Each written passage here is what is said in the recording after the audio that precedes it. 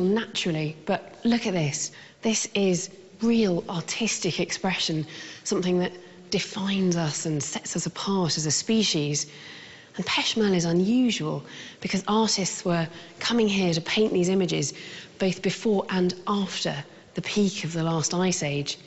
Generations of them returning to the cave as the world outside froze over.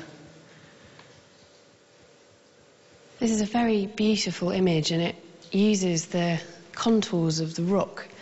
The horse's back sort of curves along a bulge in the rock, and there's an echo of the horse's head on this right side there.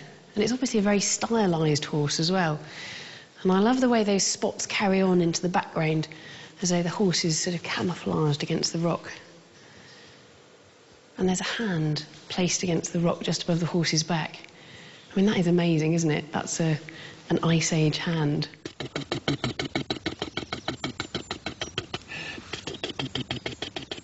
Michel Leblanche has devoted his life to studying the art found in caves like Peshmerga.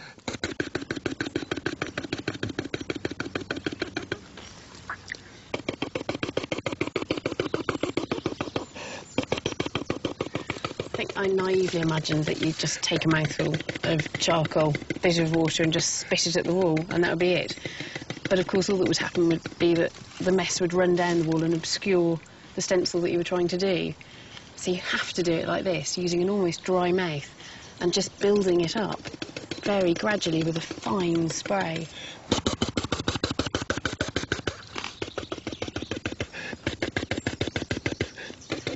Monsieur Leblanche did a recreation of the horses at Peshmerga using this technique. It took him a whole week. Is it finished? Yes. It's finished? Yes, that's right. But what drove these people, struggling just to survive, to paint? The vast majority of these images seem to be animals. There don't seem to be many representations of humans. No, that's true. They are mainly animal figures. And for them, of course, animals were not only game, but also spirits, symbolic. So the animal figures are, in fact, symbolic figures.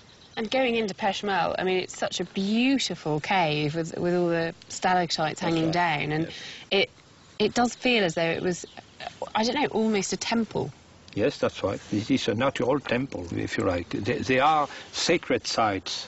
They are not painting just for fun. By painting a cave and having a sanctuary, it is a way for them to say, here is our sacred place. A painted cave is a symbolic of the whole tribe. Being bound together in this way may have helped our ancestors survive the kind of climate change that only haunts our imaginations today.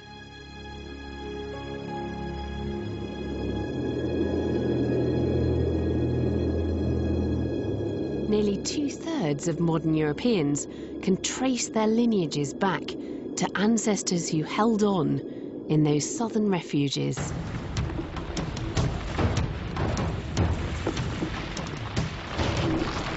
It would be more than 100 generations before the world would begin to warm again.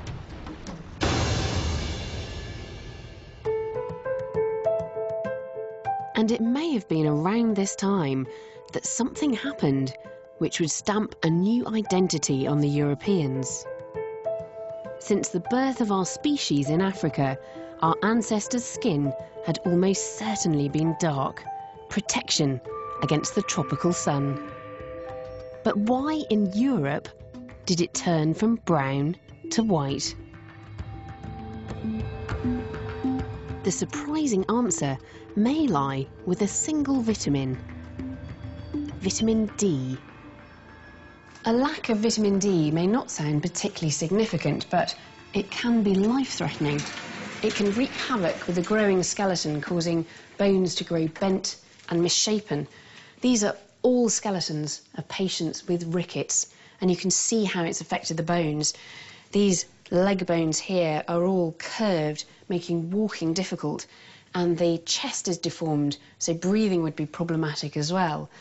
And not only that, Rickets can affect your chance of having children.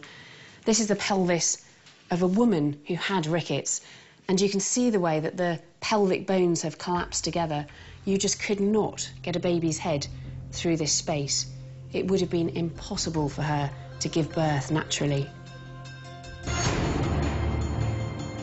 So vitamin D is vital, and we make it in our skin in the presence of sunlight. But dark skin blocks out the sun, and in Europe, with its weaker sunlight, this could have been a problem. Our ancestors may have struggled to make enough vitamin D. So this could be why Europeans turned white.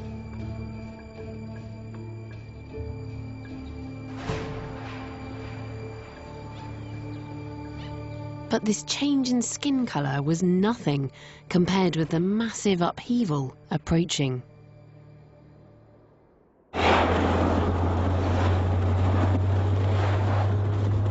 I'm heading back to Turkey because a recent discovery here shows that after the Ice Age, our ancestors abandoned their way of life, one they had followed since our species first appeared in Africa.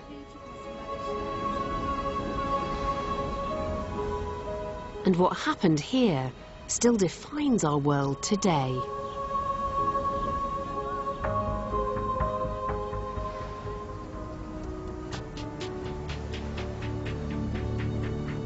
This final stage of my European journey leads to a remote hillside in the far south of the country. Well, this is Göbekli Tepe, an extraordinary sight that I'm just so incredibly excited to look at. Hi, Alice. Are you Klaus Schmidt? Nice to meet you. Yeah. Hello, I'm Alice Roberts. I heard from your visit. Yeah. I'm Nice so to